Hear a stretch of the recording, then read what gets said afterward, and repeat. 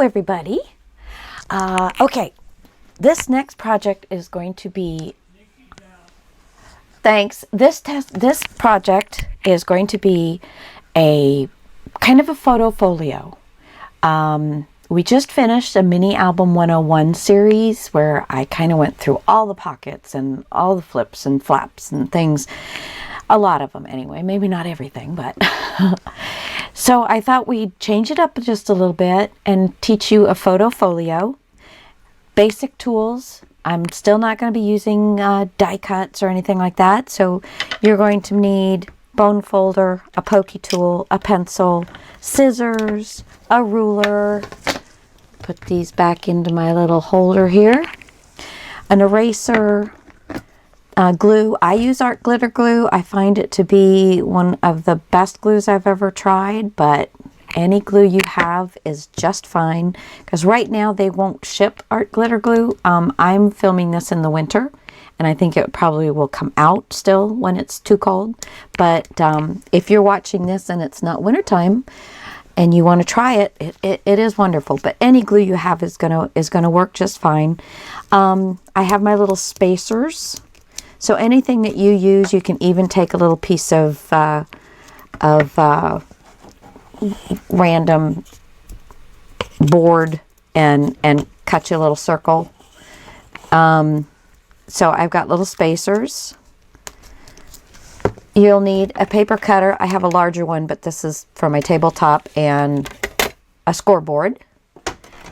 Okay, and I think, yeah, that's pretty much for the tools you're going to need. That's pretty much it.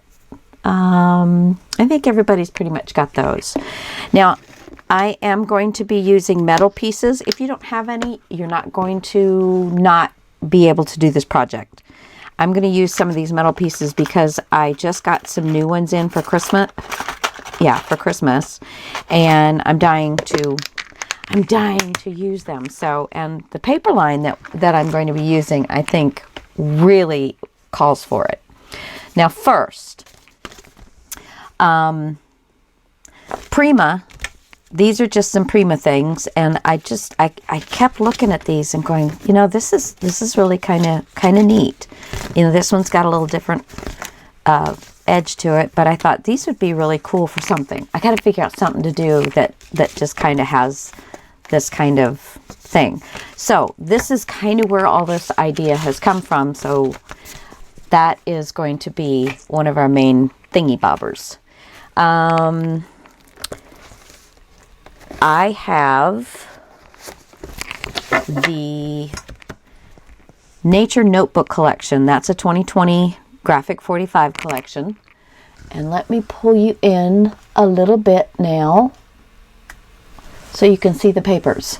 And I'm just going to flip through them real fast. This is the main page, the I don't know, title page or whatever they call it. But and then I love this. It's like algae on water or something. Anatomy of butterflies. And then a bunch of butterflies. And then you've got some strips and some little tags. And there's the back. I love the back. Cards. And, you know, that one's a little... but it's all right. We'll figure something out for it. These are really cute little things. And then those are leaves with ladybugs all over them. And we have bees. And then the kind of a honeycomb shape. Flowers, butterflies. And then just kind of a red background. Not too busy. That's pretty, with mushrooms and pomegranates. And then just a background page. That's really pretty there. Lots of ferns. Love this one. Lots of ferns. And this is kind of just a drawing page. And then the back is a light brown on a dark brown. And then this page. And then the red. Okay, so that is half of the 8x8 pad, and I have the other half. I just pulled the one half because I believe I'm only going to use half of the 8x8 pad. So that will be nice. So you can either make two of them or make a different project with the other half. You will need Tyvek. Now, if you have, like me, I never throw anything away on the Tyvek because I hate buying it. It's like not pretty and nobody sees it, but sometimes you really need it. So I have some old envelope pieces that I have, just small pieces. That's all we're going to need is just some small pieces. I'm using two different cardstocks. This is the Paper Studio, so it's Hobby Lobby. This is the heavyweight, which for them, it's about a 85 pound is their heavyweight. I'm going to pull you back out a little bit. I see that you're not really... Oop, other way. There we go. So I'm using black for the pages. And this is Stamping Up Island Indigo. I do not know if it's still available. I haven't really done anything with Stamping Up. I, way long time ago, used to be a demonstrator, but... the Island Indigo paper really works really well with this. So I'm going to use these for my cover. Now, Stamping Up cardstock is an 80-pound cardstock, but its GSM must be through the roof because it is a nice thick cardstock. However, we are going to need a cereal box. So cereal box, lightweight chipboard, medium weight chipboard, whatever you got. Cereal box will totally work. Okay, so anyway, so you got that. I also have the chipboard pieces, and that's all of the bits I have of that. And from I had a mom and pop shop when we were down in Florida several years ago close up on us, and on the last day she called a few of us in and she said, I know you guys do use a lot of paper. Everything that's left in this store I do not want. Please take it. And so yeah, it was fun.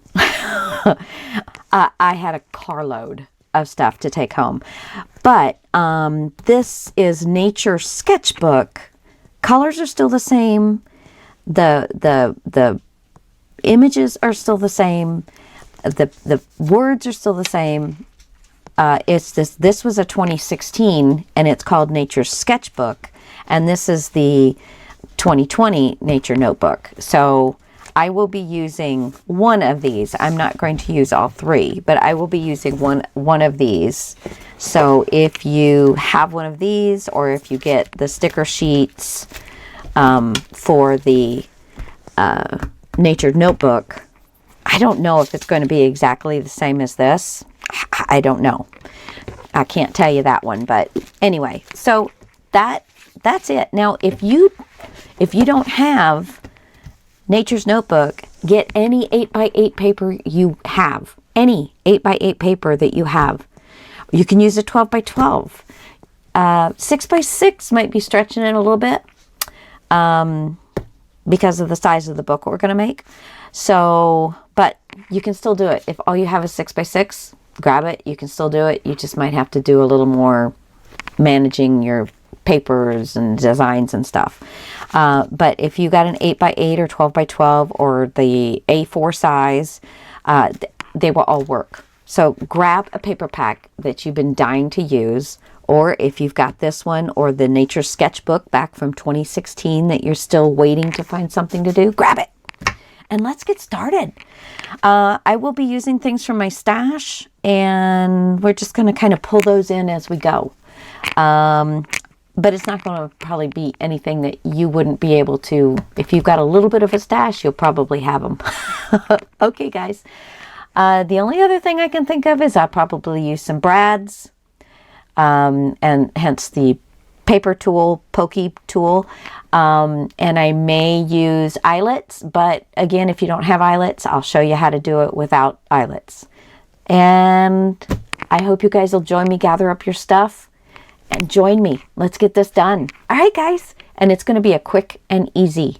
Quick and easy. That's what I'm looking for right now. Okay, guys. Bye. Okay, guys. For this photo folio, a couple weeks ago, I showed somebody my album, one of the mini albums that I've made, and they just flipped each page until I showed them that there were flaps and flips and pockets and all that kind of stuff, and they're like, oh my god, I had no clue. I just thought they were really heavy big pages. So for the most part, people don't understand our mini albums and stuff. Once they look at them and see the pictures in them and stuff, they're like, this is really neat, you know. But if they just open it up and look at it, they don't have a clue that there's other things to look at besides just that one page. So I want to make something that is going to be simple, straightforward. They're going to know it's for photos, and they're going to know that they need to flip the page. That's all I got to say about that. So what we're going to do is we're going to take off all of the score lines on these big pieces. So on both of these big pieces. And the other thing that I did not say that you would need, that you will need, is a craft knife. Now you can do this with scissors. It doesn't come out quite as neatly, but you can do it with scissors. So I'm going to go ahead and cut all of this stuff off of these two big sides, and I'll be back with you in just a second. Okay, so what we end up with is 7.5 by 11 3/4. So that's what you want to make sure. You want to make sure that they're even on both the top and bottom, you know, sides, all that stuff. Okay, now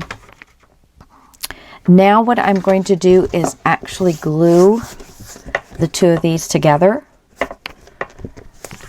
and let it dry for a little while. You can use double-sided tape if you'd like. Something on that, or no, I guess not. Yeah, you can use double-sided tape if you want. I am just going to use, let's see, I think I'm just going to use my Scotch Quick Dry. I've been trying to use this puppy up because I've had it for so long. So I'm just going to, now this will get wrapped, so I mean but, you know, put enough glue on there that you're gonna get some good adhesion on there. I know I used probably way more than I needed, but I'd rather be safe than sorry, and just line it up.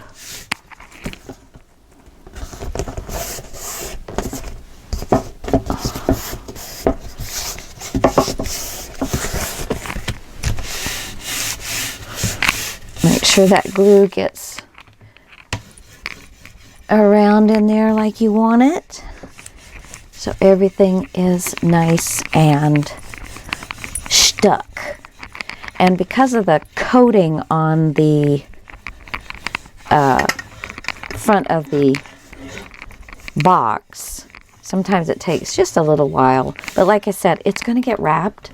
So normally, if I was going to do something with the two sides, I would have given it a little bit of a sanding if I was going to require anything to really stick on it. But it's all going to get wrapped, so it's not that big a deal. Just getting the excess glue coming out of there off. Okay. Oops. I made a mess. Imagine that. Okay. I keep my dad's old hankies around just for that purpose. All right. Okay. All right. So,